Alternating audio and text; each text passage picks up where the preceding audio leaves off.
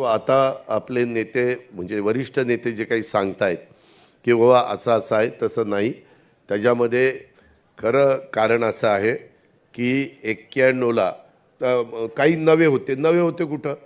पदमसिंह पाटील तर मला आठवत आहे, प्रफुल्लभाई तुम्हालाही आठवत असेल, ज्यावेळेस 91ला पवार साहेबांना संरक्षण मंत्री म्हणून जाण्याची वेळ आली त्यावेळेस मॅक्झिमम आम्ही आमदार सेवा सदनला बसलो होतो. सेवा सदन हा सगळे सगळे आम्ही होतो. सेवा सदनला मेजॉरिटी तिथं एकत्र काँग्रेस होती आणि सगळ्यांनी पदमसिंह पाटलाचं नाव दिलं होतं. त्याच्यात सुधाकरराव नाईकांचं नाव कुठं चर्चेला नव्हतं.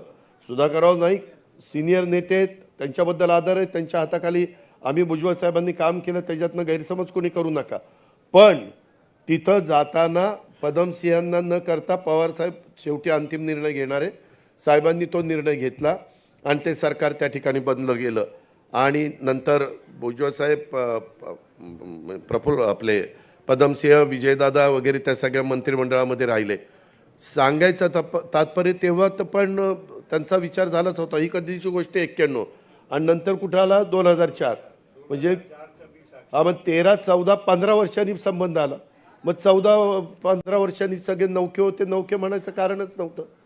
पण आता काही पण सांगतात. मला बातमी कळलेली अशी आहे, माझी बातमी खरीच आहे, की त्यामध्ये नाईक साहेबांना मुख्यमंत्री केल्यानंतर नाईक साहेब 1 वर्ष देखील साहेबांचं त्यांनी ऐकलं नाही. 1 वर्षाच्या आतच नाईक साहेबांनी ते सावज टप्प्यामध्ये आलं की मी ते सावज टिपतो असं काय काय ते बोलले बघा. आणि 17 लोकांना आपल्याला भुजबळ साहेब काढून टाकलं. काय ते विजयदादांनी आपल्याला कळवलं की तुम्हाला 17 लोकांना मंत्रिमंडळातनं काढलं आणि तिथनं ते सगळी गडबड झाली.